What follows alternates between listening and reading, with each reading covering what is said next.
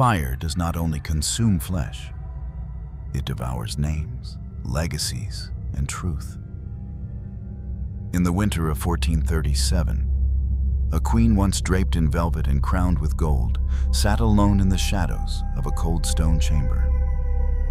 Her titles stripped, her wealth seized, her reputation blackened beyond repair. Her name was Joan of Navarre, Queen of England. Once a respected regent and royal bride, now an accused witch. They said she conspired with demons. They said she tried to kill the king. They said she deserved to burn. But what if they were wrong? What if her downfall was not the result of evil spells, but of royal greed, fear, and betrayal? This is not just the story of a queen. It's the story of how fire, real or metaphorical, can erase a woman's legacy. Joan of Navarre was born into a kingdom built on suspicion and steel. The year was 1370. Her father, Charles the Bad, ruled Navarre with the cunning of a serpent. His court was drenched in blood feuds and poison plots. Her mother, Joan of France, died when Joan was still a girl, leaving her to navigate a world where trust was dangerous and silence was survival. Joan was not raised in innocence. She was raised in calculation. From an early age, she learned the language of diplomacy, not through books, but through whispers behind veils and glances over goblets. She watched men fall for speaking too soon and women vanish for being too clever. And she understood, in a royal court, your mouth can be your noose. When she was barely 17, Joan was married off to John IV, Duke of Brittany, a war-hardened nobleman nearly twice her age. The union was strategic. Navarre needed alliances. Brittany needed legitimacy. Love had no place in the contract. But Joan made herself useful. She bore the Duke 9 children, becoming not just a vessel for heirs, but a trusted partner in administration. While other noblewomen embroidered tapestries, Joan drafted edicts. While others whispered court gossip, Joan negotiated truces. And when John IV died in 1399, she didn't fade into the background. She ruled. As regent for her young son, Joan governed Brittany with a firm but measured hand. She levied taxes to rebuild its ravaged fortresses, balanced the interests of fractious nobles, and kept French ambitions at bay. Foreign envoys began referring to her not just as a dowager, but as the Lady of Steel. But power invites attention, and from across the English Channel, eyes were watching. England at the time was entering a new age of uncertainty. King Henry IV had seized the throne from Richard II in a bloodless coup that reeked of ambition and desperation. His legitimacy was fragile, his coffers nearly empty, and rebellions simmered in the north. He needed more than armies. He needed an alliance. He needed a queen.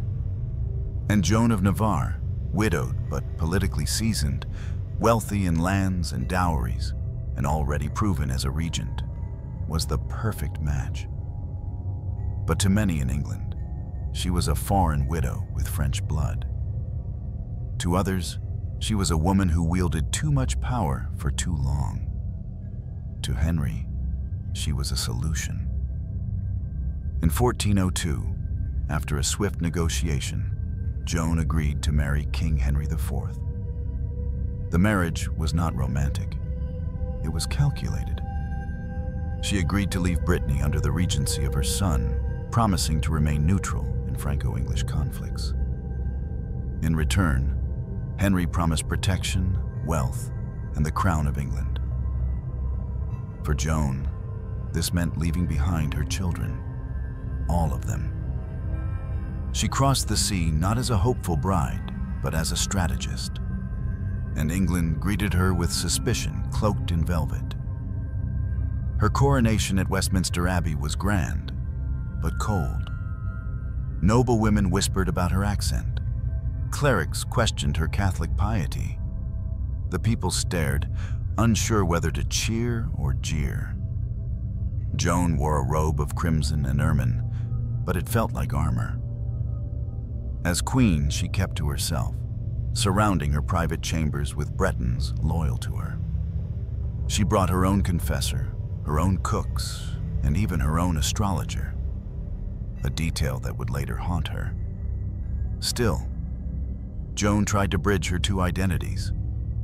She mediated disputes among Henry's sons, arranged diplomatic meetings between English and Breton nobles, and even oversaw religious donations to English monasteries. But court factions despised her independence. They accused her of interfering. They mocked her as the Breton witch behind her back. They claimed she mixed potions, spoke to mirrors, and carried relics laced with spells. And yet, Henry IV trusted her. He spoke of her wisdom. He praised her for bringing peace of mind in a turbulent time. In private, some even believed he loved her.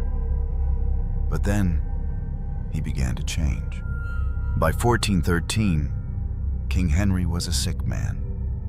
His face disfigured by sores, his body wasted by unknown illness. Some believed it was leprosy. Others said it was divine punishment. He suffered seizures. He raved at night. And the rumors turned toward Joan. Her Breton astrologer was arrested and tortured into confessing that Joan had commissioned magic circles and poisonous powders to weaken the king. The evidence was circumstantial. The source was coerced, but fear speaks louder than truth. When Henry died in 1413, Joan's position became vulnerable. Her stepson, Henry V, ascended the throne, and he never liked her. He saw her as a liability. Too French, too wealthy, too suspicious. And within 6 years, he would accuse her of treason. From a queen in crimson to a prisoner in chains, Joan's fall from power had begun. But the worst was yet to come. In the year 1403, Joan of Navarre became Queen of England. The wedding ceremony was swift, held at Winchester Cathedral. There was little fanfare compared to previous royal weddings. No parades, no week-long feasts. The court was cautious, the people suspicious, and Joan herself, still mourning her first husband, remained composed, even somber. Her gown shimmered in the candlelight, but her eyes remained shadowed. To the public, the new queen was a foreign widow with an unfamiliar tongue and a fleet of Breton attendants. But to Henry IV, she was a political asset. Joan came with connections to Brittany, deep personal wealth, and perhaps more importantly, she knew how to rule. What the king lacked in popularity, Joan tried to stabilize with diplomacy. She worked to win the respect of the English nobility.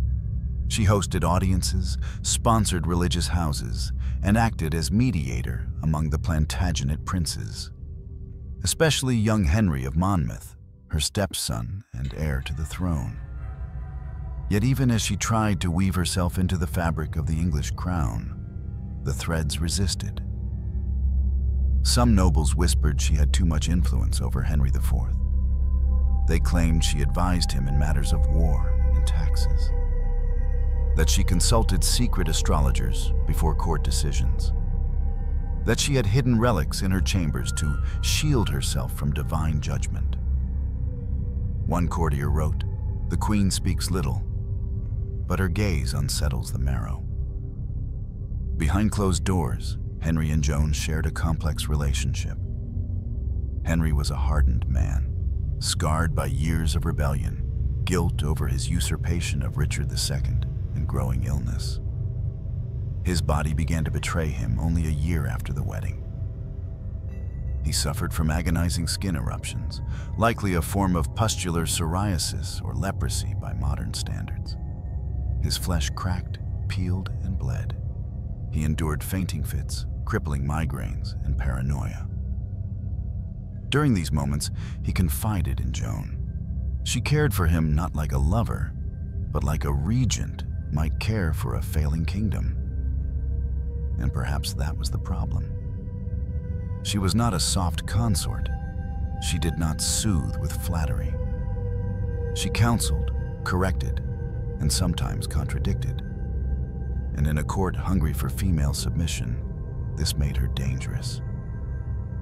Some nights, Henry would awaken screaming, claiming he saw black figures at the edge of his bed. Whispers began that Joan brought these visions, that she had cursed the king, that her astrologer drew power from bones buried in cathedral crypts. It didn't help that Joan never fully gave up her Breton customs. She still burned specific incense. She wore certain talismans. She kept a small box of relics that no one was allowed to touch. Superstition in medieval England was not taken lightly.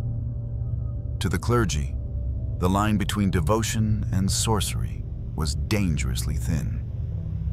And then, Richard II's ghost returned, not in spirit, but in politics. Supporters of the late king, murdered under Henry's order, began to stir. Pamphlets circulated, depicting Henry as a usurper and Joan as the witch queen of the false monarch. It wasn't just an insult. It was a calculated slander meant to weaken the legitimacy of the Lancastrian claim. In response, Henry doubled down. He increased his public piety. He made large donations to the church, and privately, he began to question even his queen. Some historians believe Henry, racked by guilt and disease, began to suspect Joan herself was behind his suffering. He called for the arrest of several of her Breton servants. He ordered her chambers searched for contraband. Nothing was found. But doubt, once sown, grows wild. By 1409, Henry's illness had worsened. He could no longer ride without bleeding. His crown was so heavy on his inflamed scalp that he began wearing it only for state ceremonies. Joan stood beside him during these events, silent, radiant, impenetrable. The people began calling her the Ice Queen. And then on March 20th, 1413, Henry IV died. He collapsed in the Jerusalem chamber at Westminster Abbey. His body swollen, breath ragged, his final days cloaked in agony. Some said he died cursing. Others said he whispered Joan's name. When he was buried at Canterbury Cathedral, Joan walked behind the coffin in silence. She wore full mourning black.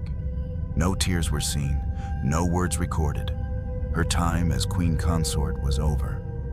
But she was still Dowager Queen, and with that title came lands, power, and danger. Enter Henry V, young, militant, and driven by ambition. The new king had no patience for shadows from his father's reign. He had never liked Joan, and he certainly did not trust her. She was too wealthy. She held castles. She had loyal Breton guards and clerks. She retained her astrologer. And worst of all, she had influence. Henry V's reign was one of conquest. He needed gold to finance campaigns in France. And in Joan, he saw a treasury. In 1419, 6 years after her husband's death, Joan was arrested. The charges? Witchcraft, conspiracy, treason. A servant had claimed she bought materials of magic to curse the king. Letters were found, alluding to spiritual consultations. Her confessor was interrogated. Her personal box of relics was seized. No trial was held. Her lands were confiscated. Her guards dismissed. Her Breton servants expelled. And Joan of Navarre, once crowned queen, was dragged from her manor and locked in Pevensey Castle, alone in winter. From queen to prisoner, from consort to curse. And the fire of accusation had only just begun to burn. Pevensey Castle stood cold and wind-beaten on the southern coast of England, a fortress of stone, sea spray, and secrets. It had once held rebels, mercenaries, and foreign spies. Now it held a queen. Joan of Navarre, Dowager Queen of England, was led through its iron gates in chains, her hands bound, her lips sealed. There was no public trial, no scroll of charges read before the court, only a whispered order from King Henry V and the swift machinery of political purge. The accusation? Witchcraft, treason, attempted regicide. The evidence? A servant's testimony and a handful of cryptic letters. The motive? Wealth, control, and fear. To understand her downfall, one must understand Henry V. The new king was a soldier first, a monarch second. Raised in the shadows of rebellion and civil war, he trusted few and feared many. His claim to the throne still reeked of usurpation. His father had died loathed by many nobles. Henry needed unity, but more importantly, he needed funds. War with France loomed and royal coffers had bled dry. Joan, now widowed, still retained enormous economic power. Her dower lands stretched across Wales and the Midlands. Her Breton ties offered diplomatic leverage. And more damning, she controlled liquid wealth, jewels, and unpaid dowries. To Henry, her fortune was not a right. It was an opportunity. In the summer of 1419, Henry moved swiftly. He ordered Joan's personal confessor arrested and questioned. Under pressure, the priest confessed that Joan had requested spiritual interventions for the king's health. He mentioned a relic, a small carved bone talisman kept in her private chapel. It had been soaked in oil and wrapped in cloth. To the clergy, this was sacrilege. To the court, it was sorcery. No one asked Joan to explain. No cleric gave her a platform to defend herself. She was stripped of her income, her household dismissed, her private letters seized. Then came the decree. Pevensey would be her new home. Not as guest, but prisoner. In her first winter, Joan refused to eat. She was held in a damp cell above the seawall, where wind rattled the shutters and rats outnumbered attendants. The salt air corroded the iron bars. The stone floor oozed with cold. She was allowed no chaplain, no mass, only silence. And it was in that silence that rumors flourished. Some said she had summoned spirits in Latin to kill Henry V. Others claimed she kept a black book of names, a cursed registry of enemies who died mysteriously. One tale swore she had buried her wedding ring in a churchyard to draw the devil's favor. It didn't matter that these were fabrications. In medieval England, truth was irrelevant if fear could be weaponized. Joan's enemies at court began to recast her legacy.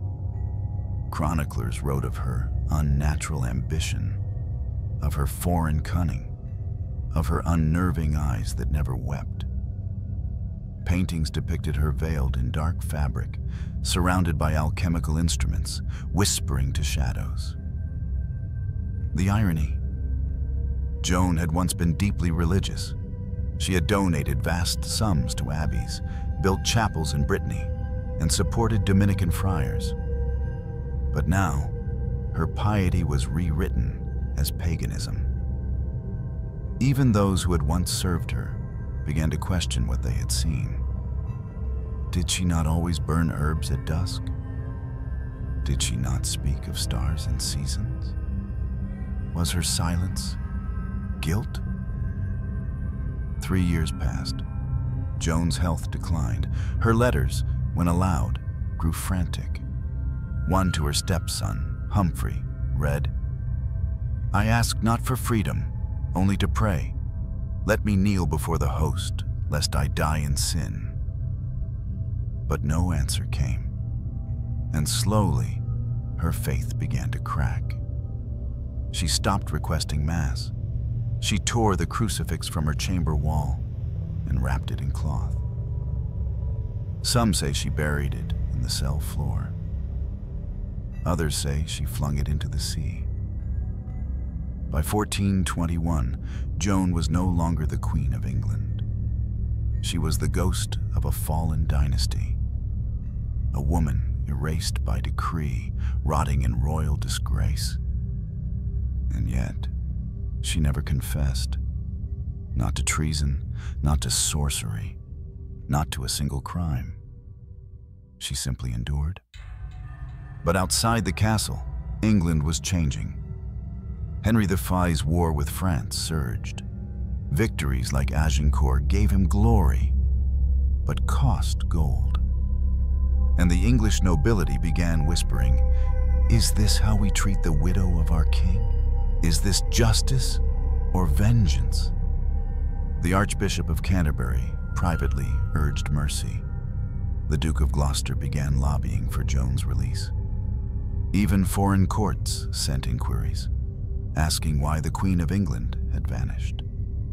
And then, fate turned. In August 1422, Henry V died of dysentery, aged just 35. His death was brutal, unrelenting fever, bleeding, and madness in the final hours. Some said it was divine retribution. Others whispered that Joan's curse had found its mark. Within weeks, Joan was quietly released. No apology, no exoneration. Her lands were partially restored. Her name remained stained, but she was free. She left Pevensey Castle walking with a cane, her hair now white, her voice hoarse from disuse.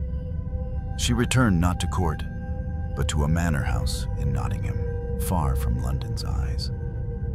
There, the last queen of Henry IV lived alone, watched by servants who whispered of visions, and nobles who never visited. The woman once crowned in velvet had been burned without fire, and her story was far from over. Pevensey Castle had held many prisoners, but none like her. Joan of Navarre was not a rebel, not a traitor. She was once Queen of England, and now she sat alone, her cell cold, her status erased, her silence weaponized against her. Imprisonment for Joan was not a matter of bars and bolts. It was psychological siege, a campaign designed to break spirit, strip identity, and grind royalty into irrelevance. Her world shrank to stone and shadow. At Pevensey, she was assigned 3 attendants, not for comfort, but for surveillance. They recorded what she ate, when she spoke, what she read, and most importantly, what she dreamed. In her first year, she still tried to write. Letters, desperate, articulate, and restrained. Appeals to her stepson Henry, to the Archbishop of Canterbury, even to the French court. She asked for nothing grand, only a priest, a warm room, the ability to walk outside once a day. Only one letter ever received a reply. It came from the English council. It read simply, "The Queen is secure. No further concern is necessary." Joan's cell was carved into the eastern wall, facing the sea. Storm winds shrieked through the cracks. Salt crusted the floor tiles. Mold climbed the walls. The air reeked of moisture and rot. In summer, the room was an oven. In winter, a tomb. She was given a straw mattress infested with lice, her meals reduced to stale bread and a ladle of broth. Her hair thinned, her joints swelled. but her eyes remained defiant, and that was what frightened her jailers most. They tried other tactics. One night they placed a mirror in her cell, cracked at the corner. In medieval folklore, a broken mirror was an open portal. If she gazed into it, they said, she might see the truth, or herself as she truly was. Joan ignored it for days. Then one evening, a guard reported seeing her seated before the glass, murmuring in Latin. She said no prayers, no confessions, only this. Glass reflects only the fear of the one who stares into it. After that, the mirror was removed. Outside the walls, her legend began to mutate. Peasants told stories of a white-haired lady seen walking the ramparts in storms. They said she sang lullabies in Breton, that she spoke to birds who came when summoned, that she never aged. In Kent, mothers warned their children, if you lie, the witch queen will come from the sea and curse your tongue to silence. Even priests began to fear saying her name aloud. Joan of Navarre was no longer a prisoner. She was becoming a myth. But myths do not feel hunger. Joan did. Her body weakened. She began to faint during evening hours. Her nails grew thick and discolored. She developed open sores along her ankles from shackles left on too long. Her attendants noted she spoke less each day, often staring at the ceiling for hours. Once she scratched a message into the stone wall with the edge of a spoon. I was queen, but my silence crowned me more. That line was later erased, perhaps by order, perhaps by time. Then the visions began. Records from the castle warden described nights when Joan spoke to figures who were not there. On several occasions, guards claimed she awoke screaming in Breton, cursing a name they could not pronounce. One guard claimed he found her asleep, sitting upright, with her eyes open and unblinking, murmuring the Lord's Prayer in reverse. They considered exorcism, but the church refused. Why? Because to perform an exorcism, one must acknowledge possession. And to do that was to admit that the Queen of England had become something else. No one wanted that headline. Meanwhile, in London, her wealth was quietly devoured. Joan's dower lands were parceled off to loyal barons. Her Breton estates were declared inactive and seized. Her jewels, some once belonging to Eleanor of Castile, were melted down into coinage to pay for Henry's war in Normandy. Everything she had earned as queen was erased. She became a ghost on parchment. But despite the isolation, Joan never confessed. Not to curses, not to devilry, not to plotting Henry V's death. She endured in silence, and that silence became her shield. Modern historians argue that her imprisonment was as much a test of will as it was a sentence.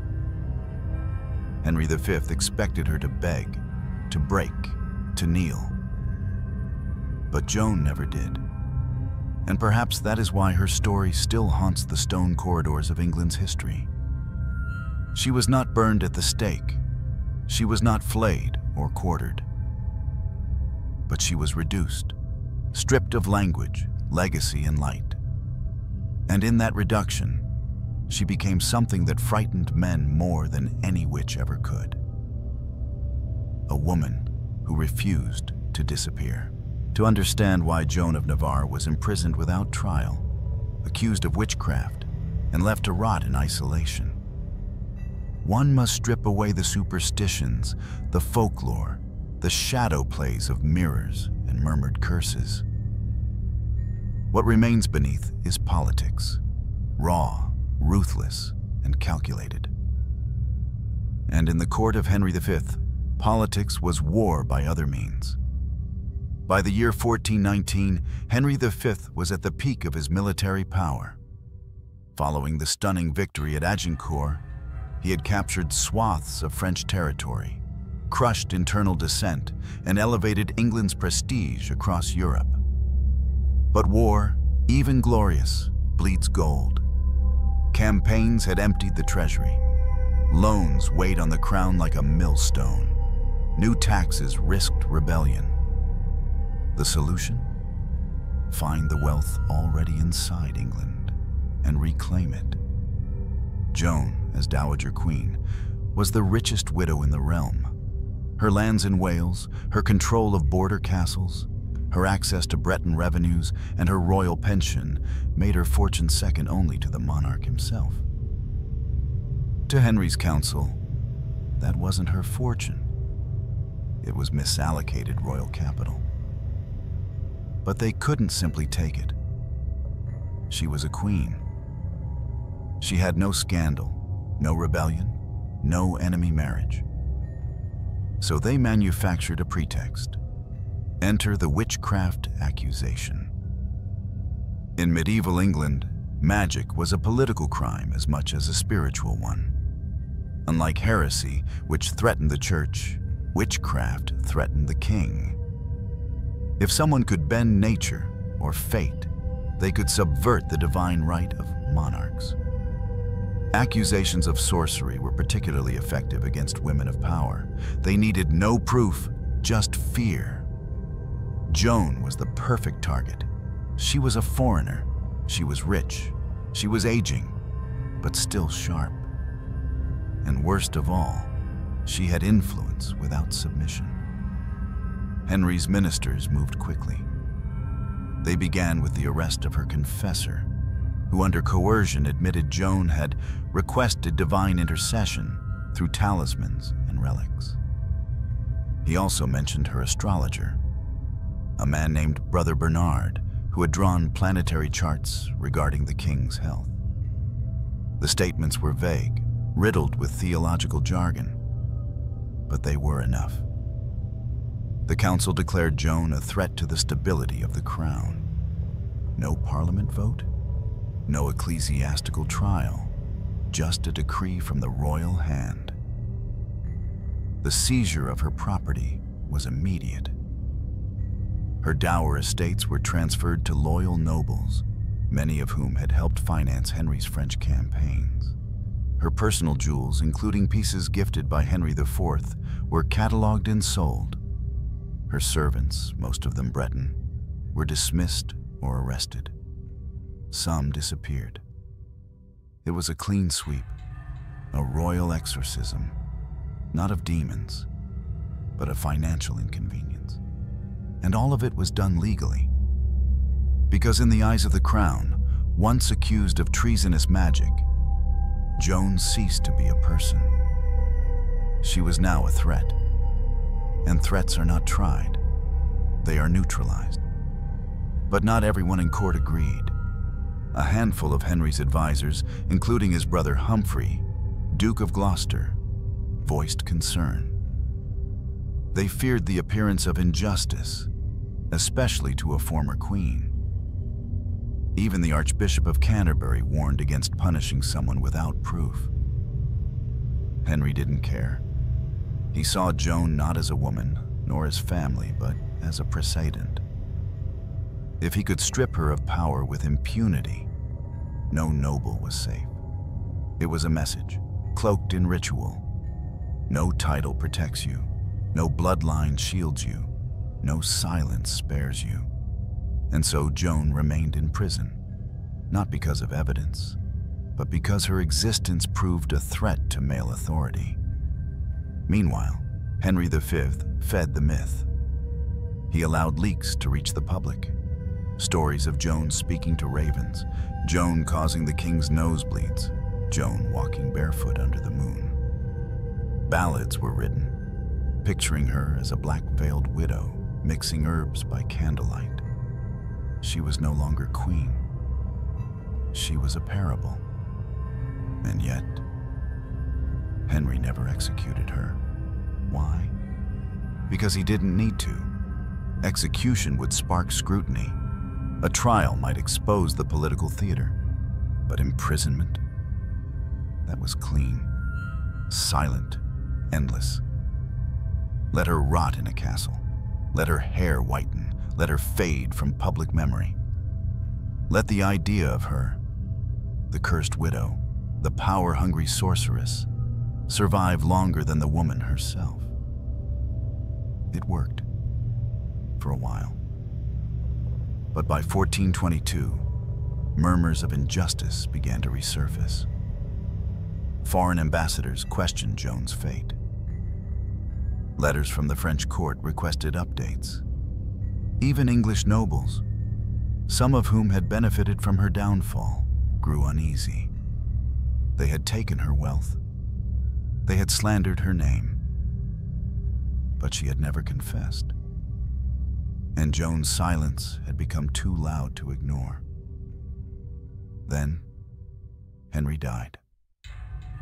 At the age of 35, while preparing to crown himself King of France, Henry V collapsed from what modern historians believe to be dysentery or typhoid fever. His death was slow, agonizing, and shrouded in fevered visions. Some say he screamed for water. Others claim he cursed names from his past. But in whispers behind cathedral walls, one phrase echoed. The Queen's curse found him. It wasn't fact. It didn't have to be. In a world ruled by signs and symbols, Joan had outlived the man who tried to erase her. And so the political calculation collapsed. What had once been framed as justice now reeked of vengeance. What had been a queen's disgrace became a crown's shame. Joan of Navarre was released. Not cleared, not forgiven, just released. But her silence had already spoken more than any verdict. Freedom is not always a blessing. For Joan of Navarre, it came not with celebration, but with silence, suspicion, and the bitter taste of irrelevance. In the autumn of 1422, following the sudden death of Henry V, a single parchment arrived at Pevensey Castle bearing the seal of the English Regency Council. It contained no apology, no reversal of verdict. Simply, the Queen Dowager shall be released from confinement. Let no further restriction be placed upon her person or estate. And just like that, after over 3 years of imprisonment, the woman once crowned Queen of England was free. But the world she stepped into was not the one she had left. She was 52 years old. Her hair had turned completely white. Her voice, once sharp, commanding, was thin and hushed. Her back curved slightly from years of cold stone and stress. She walked with a cane. She didn't speak unless spoken to. And when she arrived at her new residence, Nottingham Castle, a distant and half-forgotten estate, no one was waiting. No cheering subjects, no royal carriage, no family. The council had returned her a fraction of her lands, but none of her political titles. Her dower income resumed, but her Breton servants, those closest to her, had long since disappeared or died.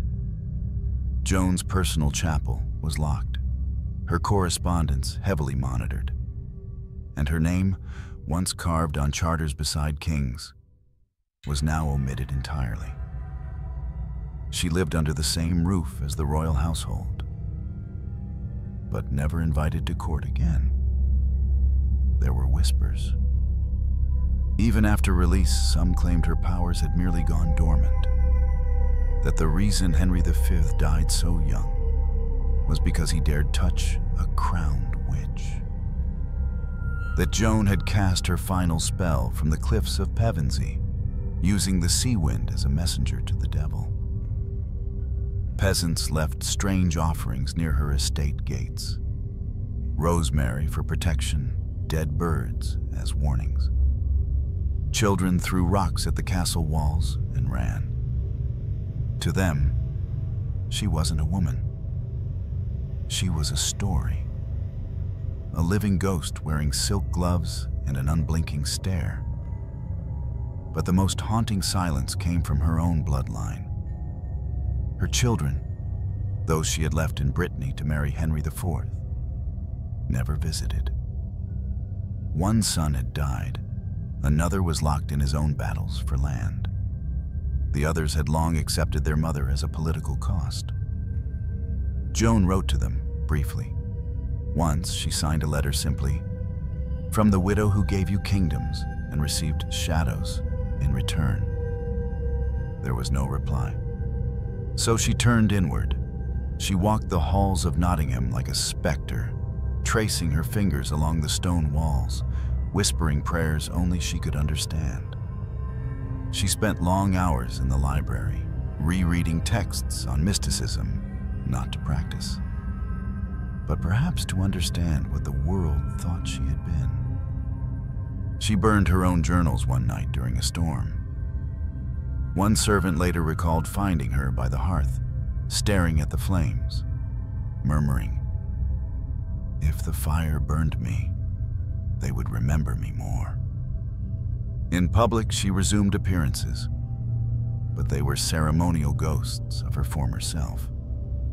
At feast days, she sat quietly at the edge of the high table, dressed in mourning colors, her hands always gloved. She never made toasts. She never blessed meals. And when people bowed, she did not acknowledge it. To the younger generation of nobles, she was that strange old queen who had once held a kingdom and now held nothing. But Joan had one companion. Her confessor, Father Thomas, reinstated after her release. He was the only man who still called her Majesty. He often found her awake at dawn, watching the sunrise as if it were a performance she didn't trust. One morning, she asked him, "Do you believe God kept me alive to suffer or to be forgotten?" He had no answer. In her final years, Joan turned to charity, perhaps not out of redemption, but reclamation. She donated quietly to leper hospitals. She paid for the repair of a nunnery's roof in Lincoln.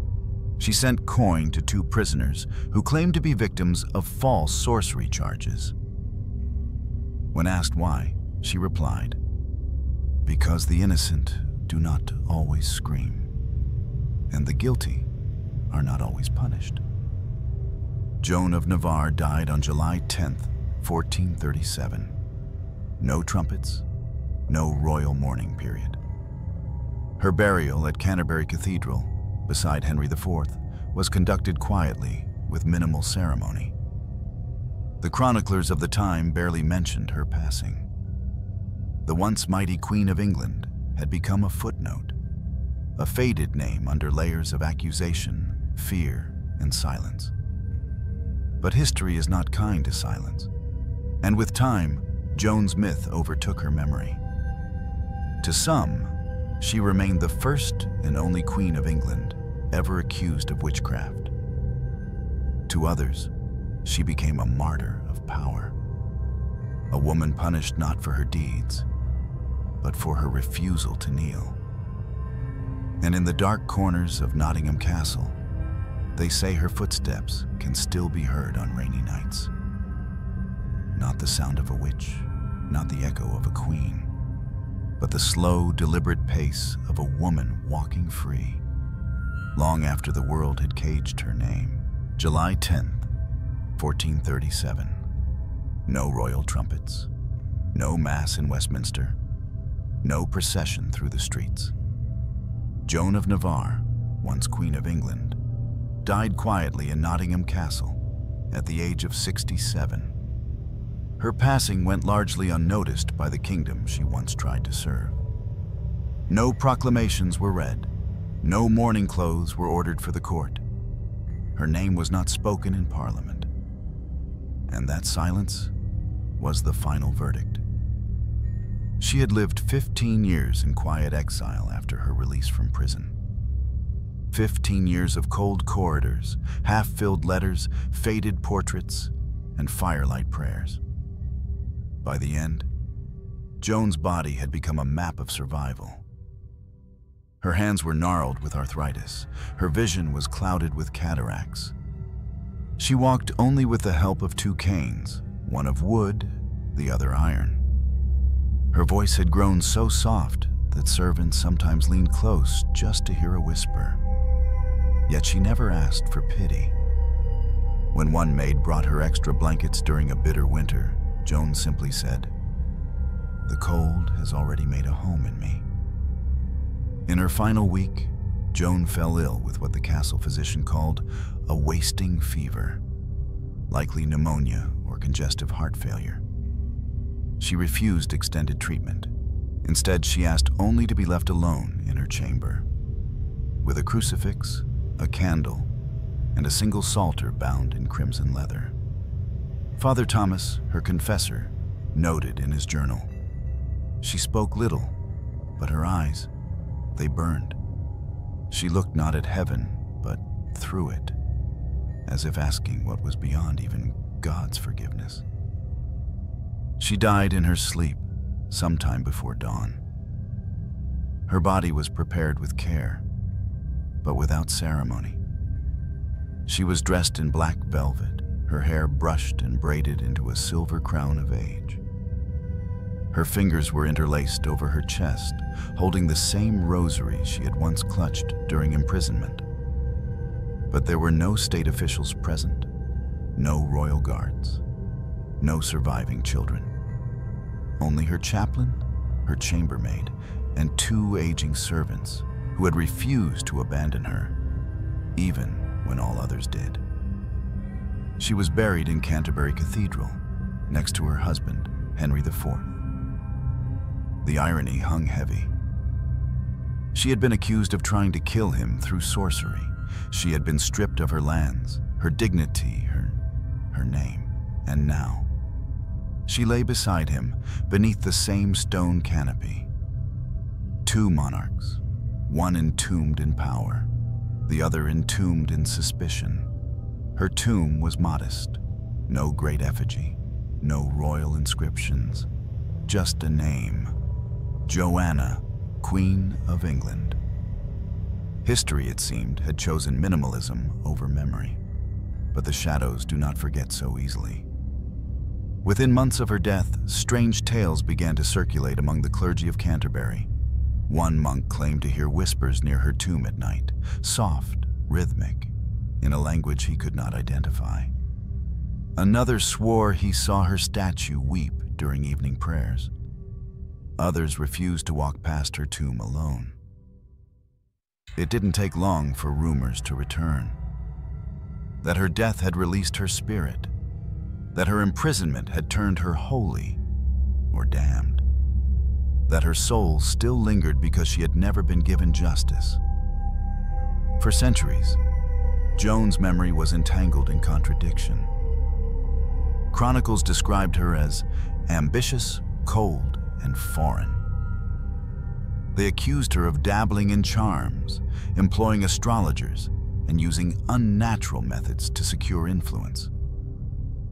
She became a cautionary tale, the foreign queen who reached too far and fell. Even in death, she was denied peace. Her name was left out of the official royal lineage records in some texts. Others listed her simply as wife to Henry IV, with no mention of her imprisonment or her innocence. And yet, modern historians have begun to see her differently. In recent decades, researchers have uncovered financial ledgers, private letters, and overlooked correspondence that reveal a more nuanced portrait of Joan. A woman of intelligence, a ruler of political grace, a queen whose downfall was engineered not by magic, but by male insecurity and imperial greed. She was punished not for what she did, but for what she represented. A foreigner who dared to wield influence, a widow who refused to disappear, a woman who survived the fire without ever being burned, and still, her legacy lingers. In the candlelit tombs of Canterbury, beneath Gothic arches and flickering shadows, Joan of Navarre lies in silence. But that silence is not empty. It echoes. It accuses. It asks us, what is justice when truth is chosen by the victors? What is freedom when your name dies before your body? And what remains when all that you were is buried beneath a single word, witch? The fire never touched her flesh, but it devoured her history, her dignity, her voice. And centuries later, when the cold wind sweeps through cathedral stones, some say you can still hear her, not screaming, not weeping, just walking. History does not always record who we were. It often records what others feared we might be. In the centuries following Joan of Navarre's death, her name did not rest in peace. It twisted, fractured, and burned, not in the fire of execution, but in the fire of rumor, rewritten chronicle, and cultural distortion. The flame that licked at her legacy was not fueled by truth, but by anxieties about power, gender, and foreignness. The first transformation came in the 16th century. During the Tudor era, a time when England was rife with suspicion of Catholicism, foreign queens, and female authority, chroniclers revisited Joan's story. They didn't see a wrongfully imprisoned dowager. They saw a cautionary tale. Holinshed's chronicles described her as a lady of strange temperament, who kept foreign ways and spoke to unseen spirits. Another text declared that Joan had dealings with an astrologer whose art brought illness to the king's bones. None of these claims had primary evidence, but they were repeated, and repetition is its own kind of truth. The 17th century gave Joan a new identity, the Witch Queen. As Europe descended into witch hunts and moral panics, Joan was retrofitted into a familiar mold. A foreign woman with money, a widow who never remarried, a noble who dabbled in astrology, all the classic signs of a witch, according to the patriarchal checklists of the time. Some sermons used her as an example of how even queens may fall if they trust in devils over divine order. Paintings began to appear showing a pale woman in royal robes, surrounded by skulls and alchemical tools, casting shadows with her hands. One especially grotesque woodcut from 1643 labeled her as Joan the Navarrian, she who poisoned kings and kissed the serpent of knowledge. It bore no resemblance to her life, but to those in power, it justified her treatment. Why did this happen? Because Joan had lived the one life medieval men feared most, a woman who had power without permission. She ruled a duchy as regent. She advised a king as wife. She survived accusations without confession. And she walked free from the prison meant to destroy her. She did not play the martyr. She did not beg. She endured. And for many, that was unforgivable. In folklore, her myth grew even darker. Villagers in Kent and Sussex told tales of the Veil. The Veiled Queen, a ghostly woman in black who wandered the cliffs on stormy nights, searching for her stolen crown. Children sang rhymes. Joan, the queen of shadow flame, took the king and cursed his name. When you lie or cheat or sin, she'll find the fire you hide within. Her legacy became not a history, but a warning. And over time, few remembered the truth, that she was never tried, that no evidence was ever presented, that her only real crime was being inconvenient. Even modern biographies fell into the trap. Well into the 19th century, Historians speculated about her mysterious practices, foreign charms, and mental instability. She was pathologized, mystified, exoticized, everything but humanized. It was only in the late 20th century, with the rise of feminist historical critique and archival reevaluation, that scholars began to peel back the layers. They found records of her donations to monasteries, letters where she begged only for prayer and spiritual comfort, financial documents proving her wealth was siphoned to fund Henry's wars. A pattern. Powerful women being silenced under the pretense of spiritual corruption. In Joan's case, her silence became the ultimate act of resistance. She never gave them the confession they needed to validate their fears. And so, they wrote one for her. Today, Joan of Navarre stands at a strange crossroads. To many, she remains a historical footnote, a name beside Henry IV in cathedral stone. To others, she is a reclaimed symbol, a victim of political misogyny, a mirror for how fear rewrites memory. But her story is not just about how she died. It is about how her image was killed, century after century, in a slow public execution of memory. Because legacy is not just what you leave behind, it is what people allow to survive.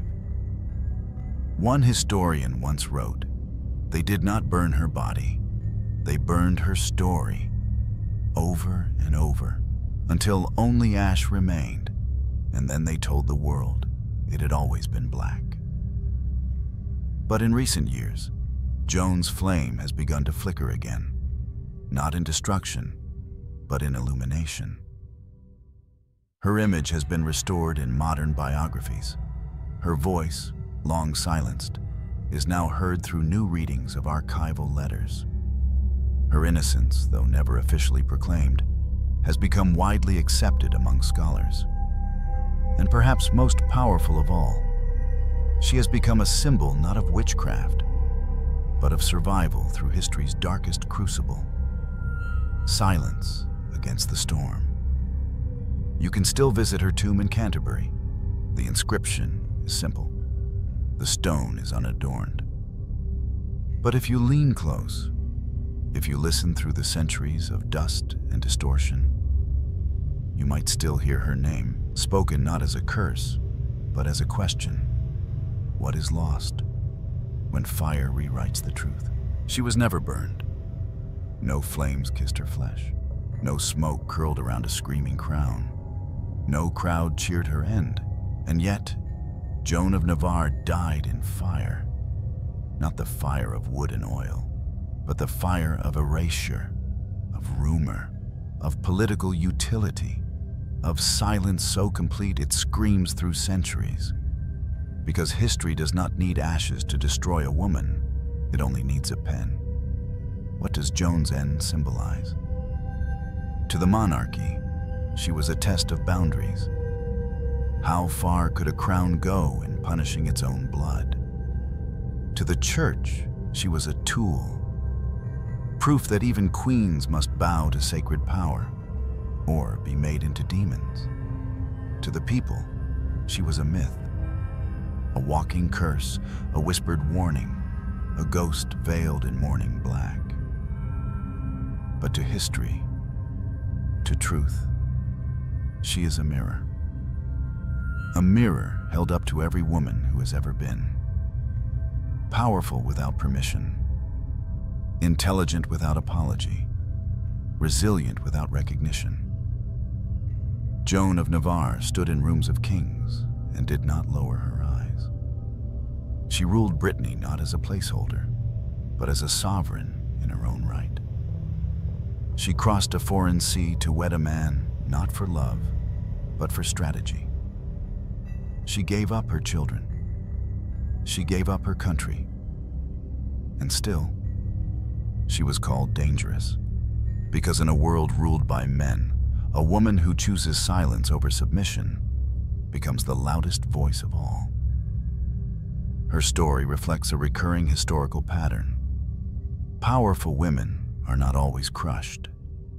They are converted into witches, seductresses, traitors, madwomen. Their strengths become sins.